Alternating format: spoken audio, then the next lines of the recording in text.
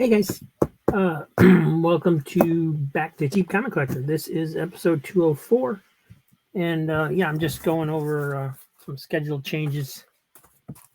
Instead of doing Comics Den today, we're going to go over some auction wins that came in, and we're also going to be doing some what am I reading stuff. So, and then we'll get back into some more of the Comics Den books tomorrow. Well, actually, no. Tomorrow's the live sale. Yeah, tomorrow's the claim sale. $2 a book. Claim sale tomorrow. Starting approximately 12:30 after the comic book memories show gets over. You will need to switch over to my channel and join in the fun. And if even if you don't want to buy anything, we're just going through some books and having fun, so that's okay. Just come hang out. And so actually, day after tomorrow we'll get back into some more Comics Den books. And but let me go ahead and set the camera up for the what am I readings. Get it up here for this. Yeah. All right. So today we are reading these guys. Well, I did read these guys. So actually, I got these backwards. This is the order I read them in. We'll start with I showed this a little bit the other day. American Mythology Dark Werewolves versus Dinosaurs #2. The artwork in this is just phenomenal. I mean, you saw me go through it a little bit the other day, but this is just fantastic art. Creators and story and script and art are both the creators and story are Chris Sculf, Eric Dobson. They also wrote the script. Art is by Matt Frank and Chris Sculf. The art is way better than the writing. It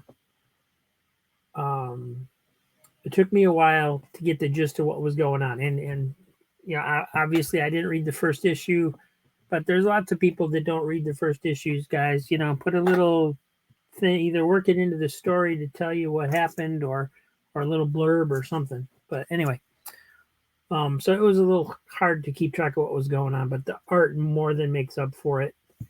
Just fantastic monsters in this. And basically there's a base of some sort that's getting attacked by a tribe of Yetis, which are being driven insane because there's a mad scientist working there who is trying to untap some kind of power source, and the vibrations from that are destroying the earth and driving the Yetis insane, so that they're attacking. And then these guys show up. They're actually riding dinosaurs, so not sure what the deal is there. And it just ensues with them, certain different people. It jumps back and forth between a couple of different groups of people. I'm not real sure what's going on because I didn't read the first issue. But man, the art in this is just fantastic. Look at this, the art. Just incredible art. And I mean, that's the reason I kept this, even though it's a modern book. The art is just fantastic in this. And then it's got this gallery in the end. It says it's Chris Sculf gallery. So I was assuming that Matt Frank was the guy doing the art, but don't really know. But yeah, this artwork is just unbelievable. Look at that. Just fantastic issue, strictly because of the art. There you got a dinosaur versus werewolves, which is kind of I mean, that's the title, is werewolves versus dinosaurs, but there's not a lot of that going on in here. And this is the end of the series. It was only a 2-issue series, so I don't know if the storyline kind of continues in another series or something or what, but it didn't really have a satisfactory ending. But so not so great on the writing, but the art is unbelievable. Planetary #1. Had to read it. Aaron's been recommending it to me. Somebody else jumped in and said, "Yeah, it's the best thing that ever came out of Wildstorm." Written by Warren Ellis. John Caskey's doing the art. Good story. It was a good story. It kind of sets up things in this first issue. But yeah, this will probably be a series I'm gonna look at keeping the issues from, at least until I get them all and read them. Basically this guy gets recruited into a 3-person team, which is Planetary, and they are apparently they keep the world safe from threats that the public doesn't need to know about, because it's going to scare the heck out of them. That's the gist of the setup, and it was very cool.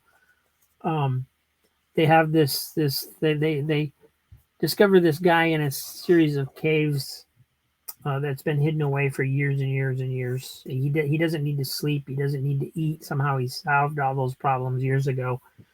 And he's been keeping the world safe to make sure nothing comes through this portal that they created.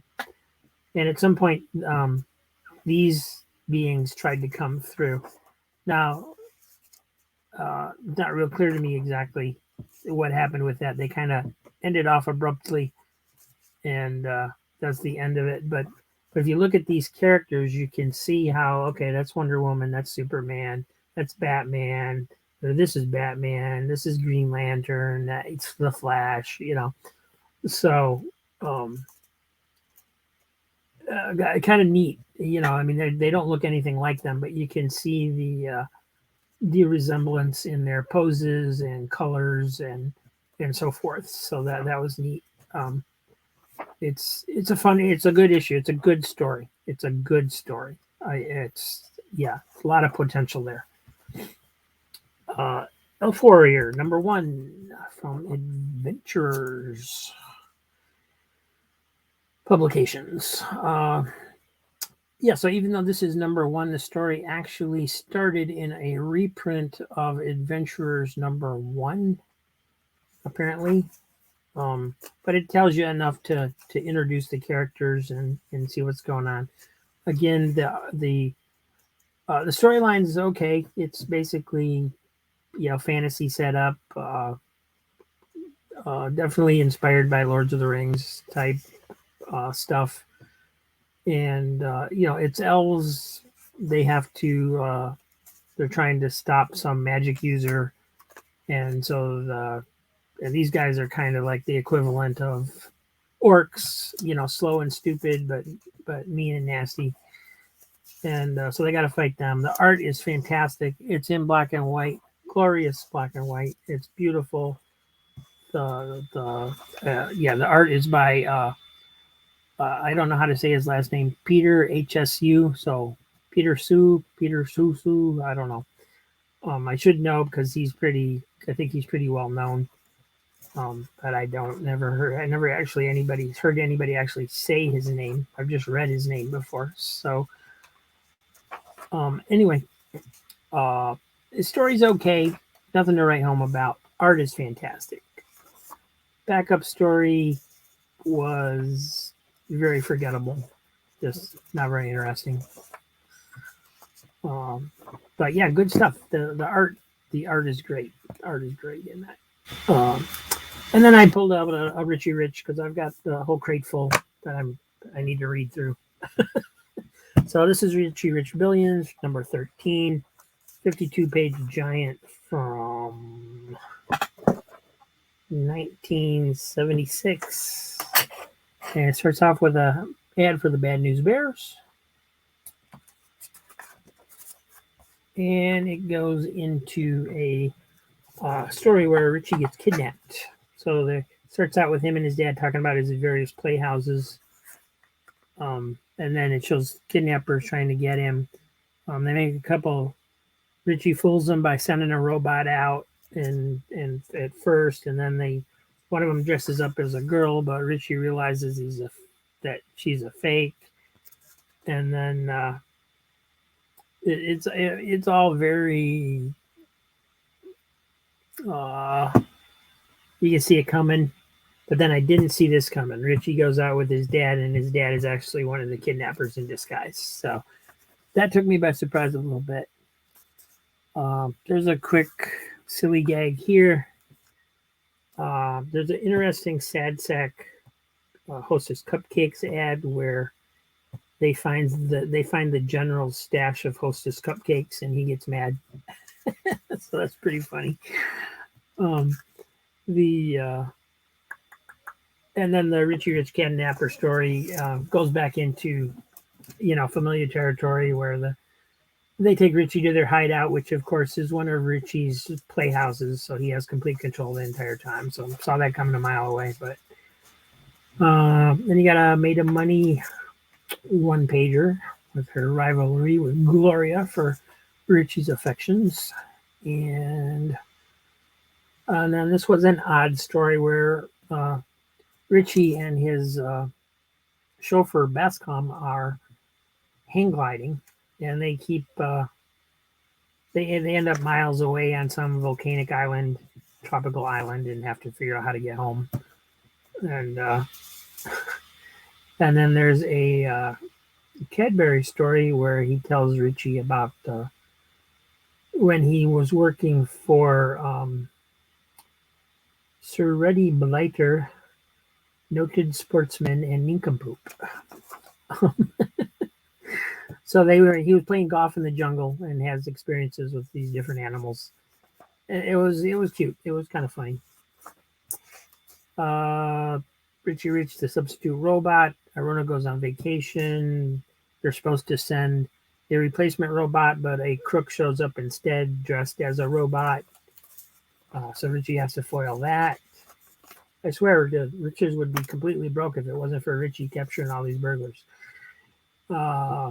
Then there's a little Lotta story where she thinks she's being chased through the streets by a monster, but it's some kind of beatnik rock and roll guy. So that was kind of weird.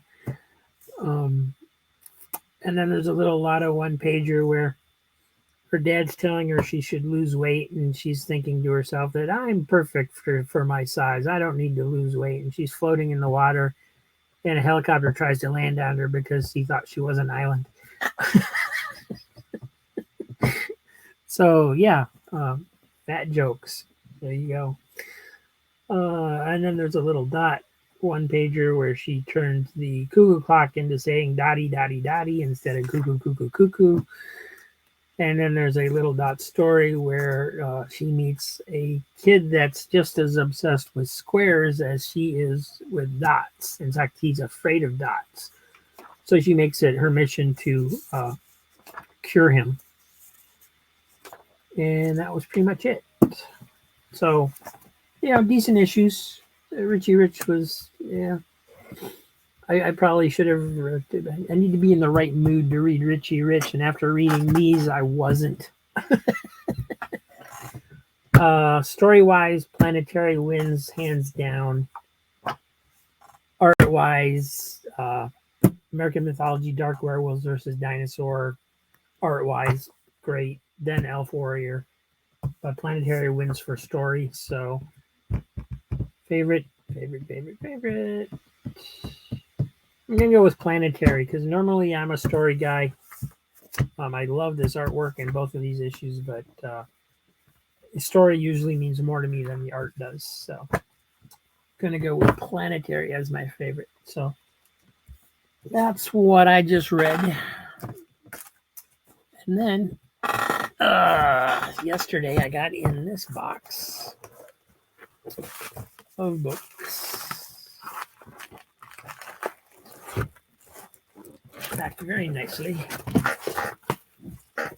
and a lot of these will end up in the claim sale. I bought them because they were cheap. And let's see, I ended up paying basically, except for 3 issues, these were all a penny a piece. That's right, 1 cent. So yeah, I got that bad glare. Let me just block that real quick. Now that we saw the other stuff.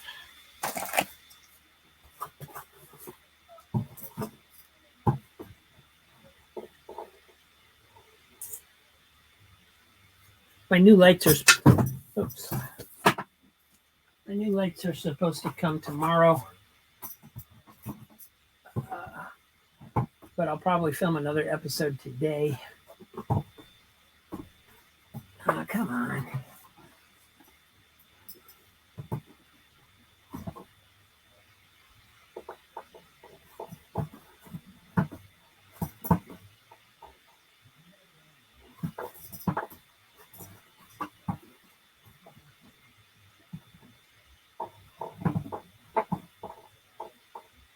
Whenever I try to do this on my own, it works perfectly. Whenever I try to do it on camera, it does not want to work at all. I don't know what's up with that.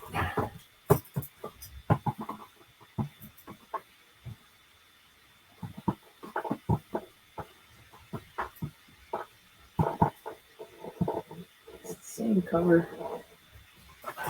All right, I don't know. Maybe I can just hold it and block some of it out. No, it's too close to it for that. Well, gosh darn. All right. Well, we'll just do the best we can. I'll hold them up here so you guys can see them. There's not that many of them. There's what, 29. And I only paid, except for the Justice League issues, I only paid 1 cent a piece for these. And the Justice League issues were, I think, 50 cents, 51 cents. There's 3 of those. So, but then, there's shipping on top of that. So I ended up paying 60 cents a piece because they did go a little overboard on the shipping. But, what do you expect? They were 1 cent. So they were actually 60 cents. But, okay, so here we go. We got X-Force number 57. From when the Onslaught event was happening. Something Sinister Among Us featuring X-Men. So that's going to go in the sale pile. Actually, I think there's only a few issues in here that aren't going to go into the sale pile. So this is X-Force number 8 from 1992. Looks to be a really nice, clean cover. I don't see anything wrong with this. There might be a little ding on the corners, on the bottom corners, but that looks really good in the bag. X Factor number 110, guest starring Lila Cheney. And Wonder Woman number 762. As you know, I'm keeping the Wonder Womans because I just don't come across them that often. Here we have Turok, Dinosaur Hunter. This is the later Dynamite series. This was from 2014, I think. Yeah, 2014. So that's cool. Nice dinosaur cover.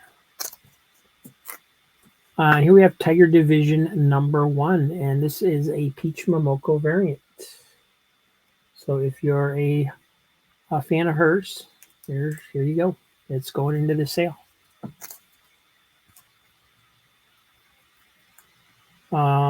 Titans number 38 from 2007, I think this is from 2002. I'm sorry. And Star Wars Yoda variant. This is a cool cover. I got to keep that. Yoda's sitting right here behind me, so I got to keep that one. Spawn 314. Not keeping Spawn. So this is a great cover, though. This is cool. So that one's going in the sale. She-Hulk number 2. This is the 2014 run.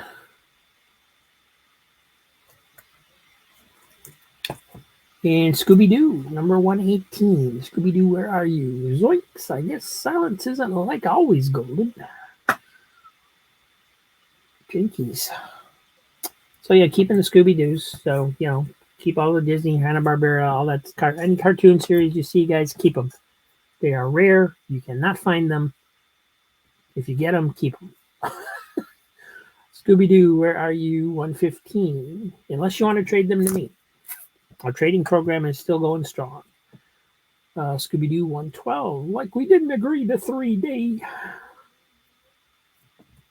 And I'm going to pause it there for a second. I hear my mom calling. And I'm back. Alrighty.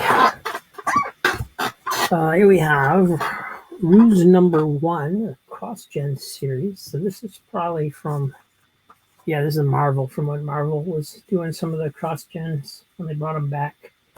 This is number 1 from 2011. It was a 4-issue series. Mark Waid, he's the world's greatest detective. She's even better. Oh, I'd kind of like to read that one, but it's going into the trade. If I had all 4 issues, I'd keep them. Marvel Team Up 149, Spider-Man and Cannonball. I need that one, but look, I've got 2. One's a newsstand, one is direct. Let's see, which one do I want? Because it doesn't matter to me. I'm going to keep the direct because it looks like it's in a little bit, just a tiny, tiny bit worse shape. Oh, wait a minute. This one's got some spine wear on it.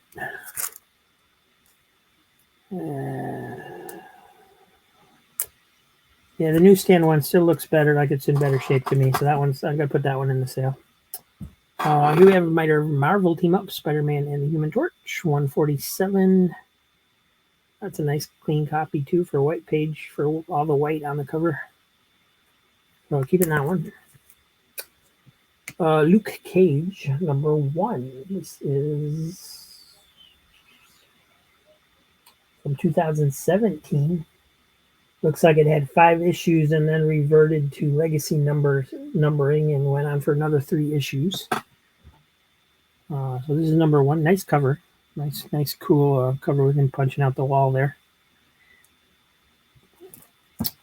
And some Justice League America variant covers. These look like really cool. These are the ones I paid up for a little bit. That's why they're all worked out to 60 cents. Would have been a little bit less if these were a penny also. But this is number 29 of the 2018 series, I think. Yeah, this is from 2018. So it's a variant cover. I don't even know who these characters are. Batman, obviously. One of the Adams. I'm going to say that's Black Canary just because of the fishnet stockings.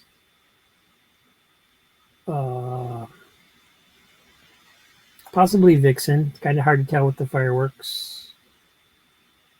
Maybe the Ray. And Rainbow Bright. I don't know who that is. Here's number 28. Nice Superman cover there. Variant, also a variant cover. I don't know. I don't have the information on who did the variants. They just had them listed as variant covers. So that's cool. And then this is a really nice Black Canary cover with Batman on there as well. This is a variant cover too.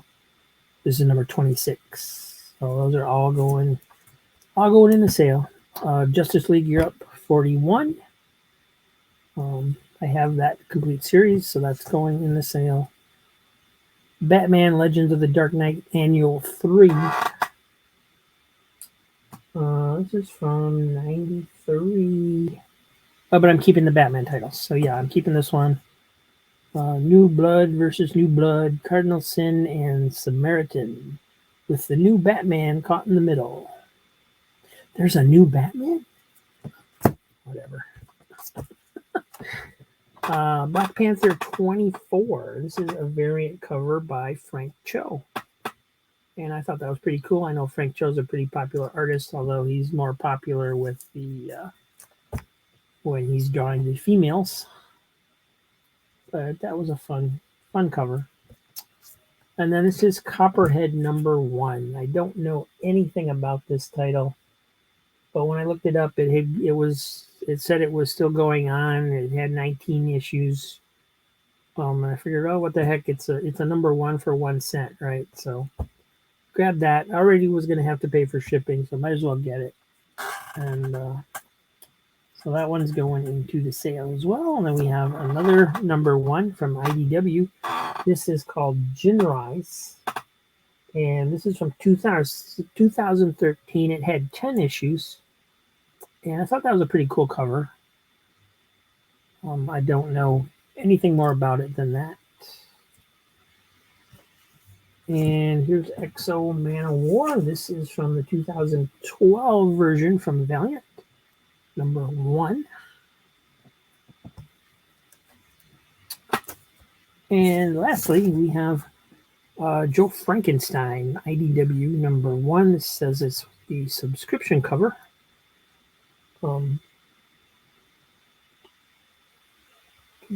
Says it's from 2015. It was a 4-issue miniseries, and the guy I got him from, even though he did a good job, he did mess up. I was supposed to have 2 copies of this. I ordered, I won both copies. I won the regular copy and the subscription cover copy, but they were both #1s. And I mean, what's he going to do? Refund 1 cent? So I didn't even bother, contacting him about it. I was,